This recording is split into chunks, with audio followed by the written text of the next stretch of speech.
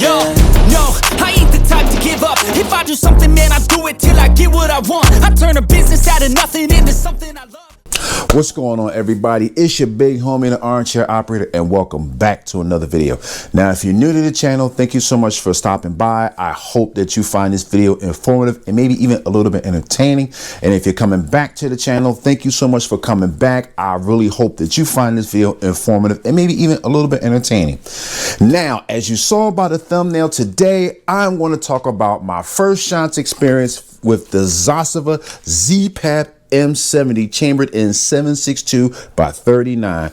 Now, if you saw my most recent video, I picked this particular rifle up at the most recent gun show out in Oaks, Pennsylvania. And shout out to my guy, Big Frank Bank from the Bunker Gun Shop. Frank, if you're watching, I appreciate you as always for putting me on and giving me a great deal to this particular AK rifle. Now, I'm going to do this first shots video just a little bit differently than I do my other first shots videos. I'm going to treat y'all to a nice little shooting montage featuring me running the Zastava ZPAP M70 on the range. And then we're just going to come back right here. We're going to dive into a little bit more detail about not only my shooting experience with this rifle, but also some of the specs and the features, and maybe even a little AK tips and tricks that I picked up over my brief time experiencing the AK pattern rifle. All right, so without further ado, let's roll that shooting clip.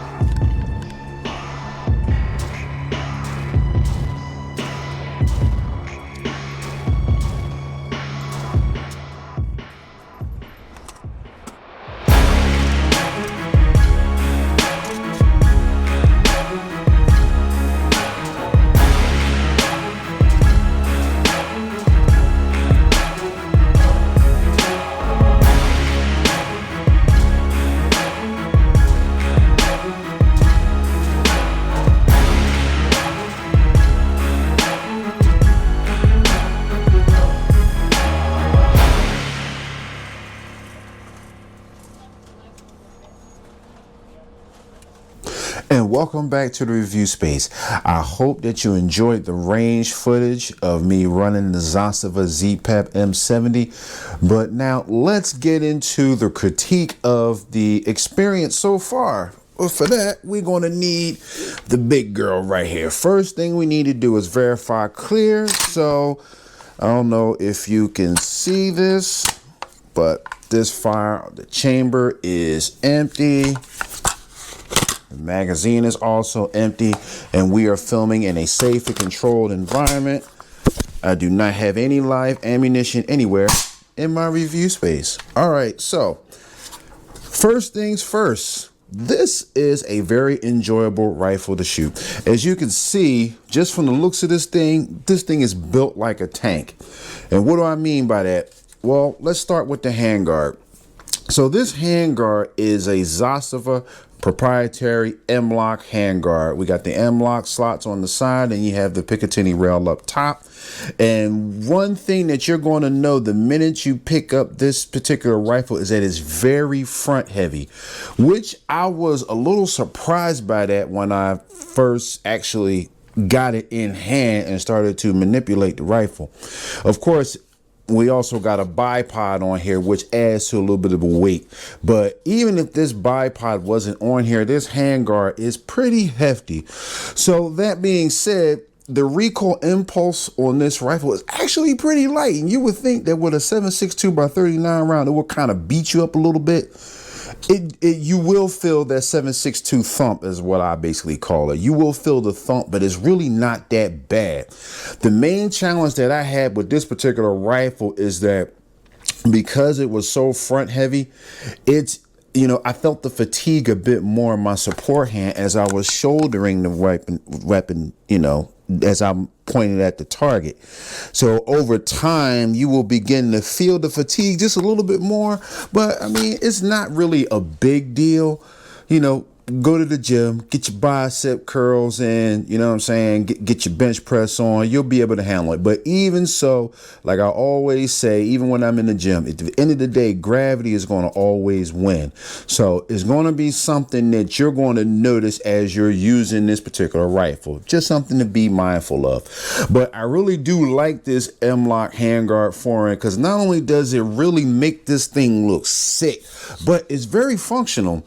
And most AKs have the traditional wood furniture that you basically see everywhere, which is cool. I like the wood furniture, but the problem that I have with the wood furniture is that if you want to add things like a bipod or a vertical grip or a light or something like that, then 9 times out of 10 you're going to have to swap out that wood furniture for something that's just a bit more modern. So being as though that this particular rifle has this handguard already installed, I don't have to do any of that.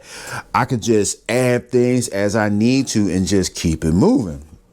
All right, so let's talk about the specs really quickly. So this particular rifle has a 16.3 inch cold hammer forged chrome line barrel.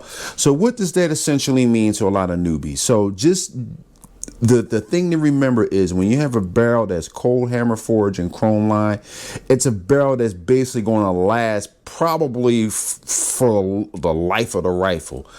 Cold hammer forged chrome line barrels hold up a lot versus, with a lot of rounds being put down range, they tend to hold their accuracy a bit more than, other types of barrel types. So that's kind of the thing. So when you hear cold hammer forged barrels, just know that it's a high quality barrel.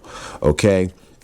We have I don't know if I'm saying this right. I think it's spelled Sieve or something. I'll put the text up here.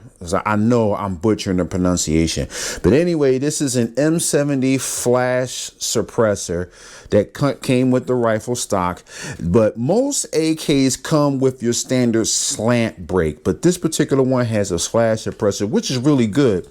And they have these holes actually drilled into the suppressor, which helps this particular rifle to stay pretty flat shooting, I gotta say. And I noticed the difference between this flash hider versus a slant brake that you will see normally on any other style garden variety AK.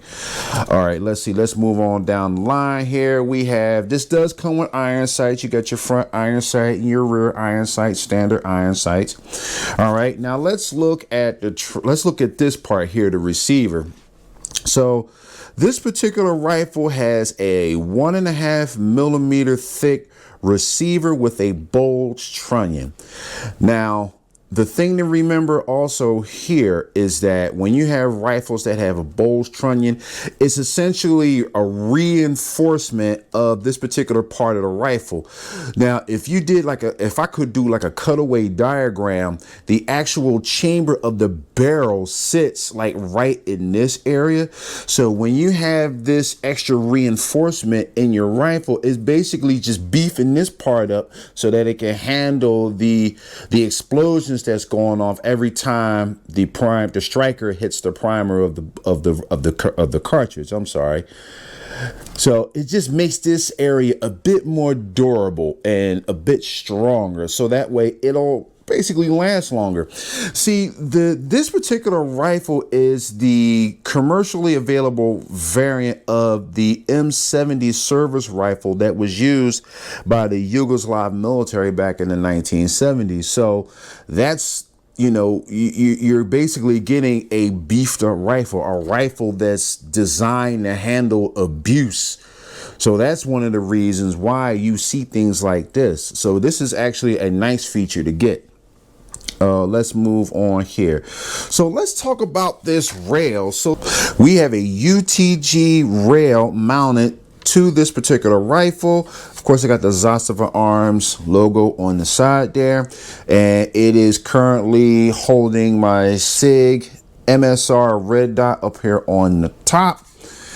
And let's see, we also have like a little Picatinny, a little bit of Picatinny rail section, kind of like on a 45-degree angle, in case, you know, if you wanted to mount another accessory, maybe say a magnifier over here on the offset, or however you want to set your rifle up. Maybe you might want to put an LPVO on here and a red dot over here on a 45-degree cant. You could do that basically with this setup. Like I said, this rail came with the rifle itself, so I thought that was really cool. And then we go back here and we pretty much have Magpul furniture here. We have a Magpul MOLE grip, I'm sorry, and we have a Magpul Zukov style side folding stock. We just push that button in and boom, we got the side folding stock. Kind of looks like a little mini Ugg boot too. RIP Scar.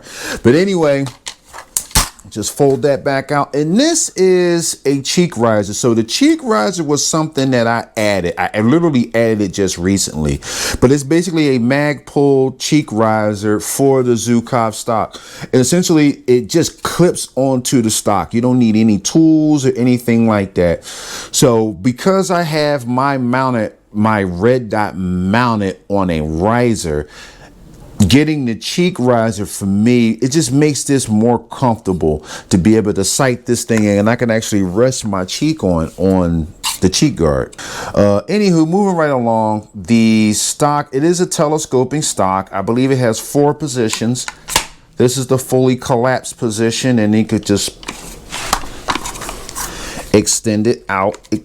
It's a little ornery, I must admit, and I'm trying not to pull it completely out, but this is his fully extended position. And like I said, I think it has like about 4 positions in there. You can see that right there. I typically keep it somewhere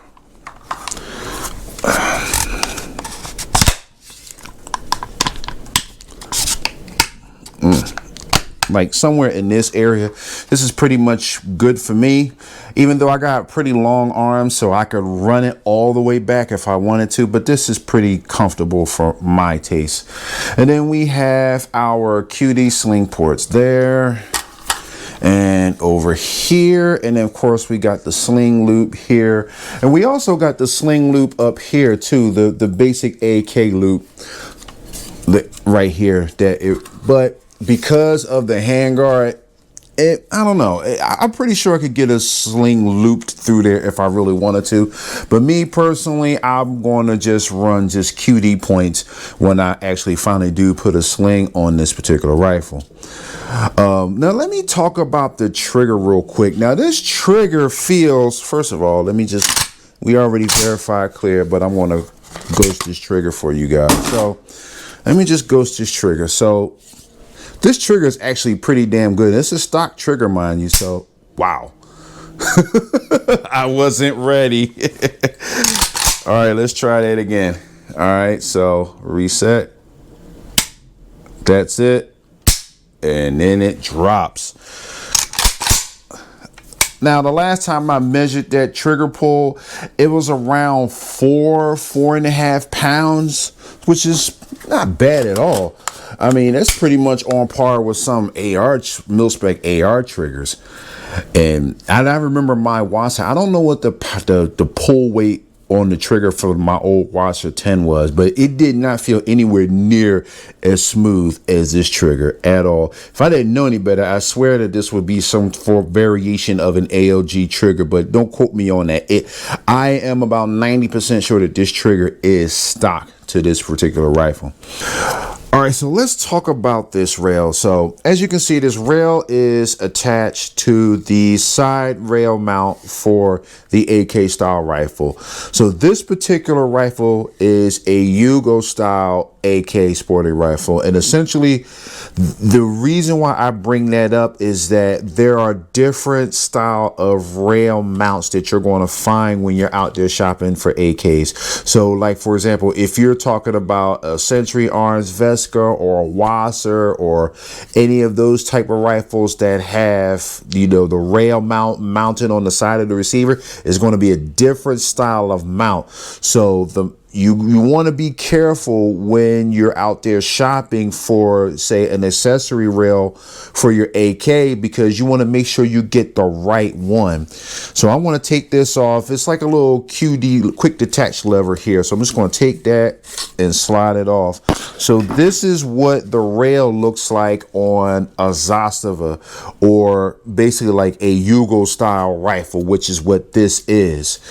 So this is what this looks like. And I'm going to try to include a picture of the other main types, the type that the Wassers and the Vescas actually use, just so that you can see the difference. Like, the rail is completely different and they're not cross compatible. So it's just something that you want to keep in mind when you're out there shopping for accessories for your AK. Mounting the rail. So let me just show you. So I already have it mounted on the rifle, but essentially what you want to do, this little screw down there takes a 7/64 Allen head screwdriver, and you want to mount this on the rail, as you can see, just like this, right? And you want to mount it on there, and you want to start to tighten this screw down a bit, just to the point where you get it nice and snug and where you really can't move it by hand. And then you want to flip this detach lever. It'll be front is the unlock position. This is the lock position. So once you get your adjustments made and the attachment is nice and snug onto the side rail, you're just going to use this to lock it in place, and this is mounted and it's not going anywhere. So I just want to illustrate that to y'all. It wasn't all that clear cut to me when I first got it, so I had to look up this information, just like you might be watching this video looking up the information. But that's essentially what I did. You know, I just mounted it onto the rail, slide it up on there, make sure that you have about that much height between the dust cover and the actual rail itself. And on the side rail, you basically want it to look like that, this much space in the front. That's how it looks in the back. You make your adjustments with an Allen head screwdriver, and then once you get it nice and snug, you rotate the lever back, and you're good to go. Just make sure that the lever is flush with the rail itself and it's locked in place. So that's basically it for the rail. Like, it's not very hard to mount. It could be kind of quirky, but if you keep at it, I'm sure you'll get it, no problem. But I mean, all in all, so far, now I usually do a first shots video, maybe about 100 or 150 rounds. I actually put almost 500 rounds through this rifle already, which I am surprised that I did that. But that's what I mean. Like, this rifle is really soft shooting because of the weight, and the trigger is really nice, and also the action itself is actually very nice. And speaking of the action, so this is the safety lever on the AK. Up is safe, down is fire. Now this particular one has a cutout here which actually acts as a bolt catch. So we just pull this back, rotate the lever up, and see, there you go. And this is actually really handy, like especially if you're on certain ranges where when you have the rifle laying on the bench, you have to show clear, like show that it's on the empty chamber and all that. So that's actually really a really nice feature that I do like. A lot of AKs, a lot of your lower cost or entry level AKs don't have this type of safety lever, but I mean, they could take it. Like, it's very easy to install one of these. Like, it's really no big deal.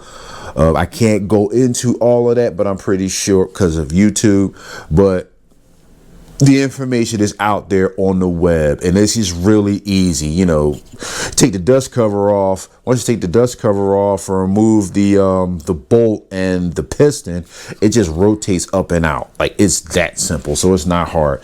That's an easy upgrade that you can add to your AK rifle if you should choose to do so.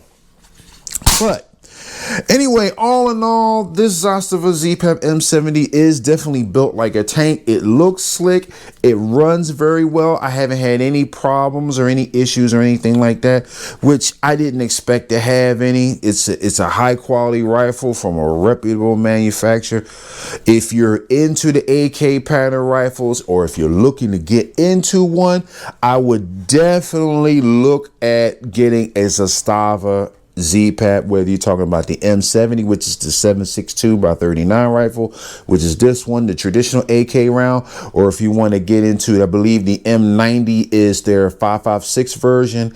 They also have an M77, which is their 308 versions, and they also have a version that's chambered in the 5.45 round.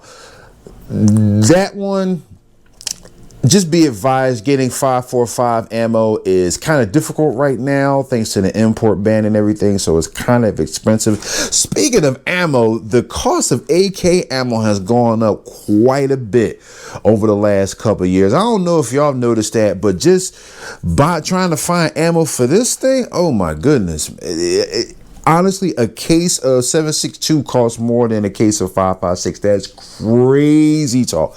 I remember back when you could get a case of AK ammo for almost dirt cheap, like maybe $300 or some mess like that. Like, you know, I mean, it's insane, you know, import laws, man. I'm not going to get into all that, but there's reasons why AK ammo is hard to come by. But anyway, like I said, 10 out of 10 will recommend the Zastava ZPAP M70. Now, what do you guys think about the Zastava firearms, or maybe the ZPAP M70 or AKs in general? Definitely let me know down in the comment section. Let's get this discussion popping, y'all. And as always, thank you so much for watching this video. This is your big homie, and I'm signing out, man. Peace.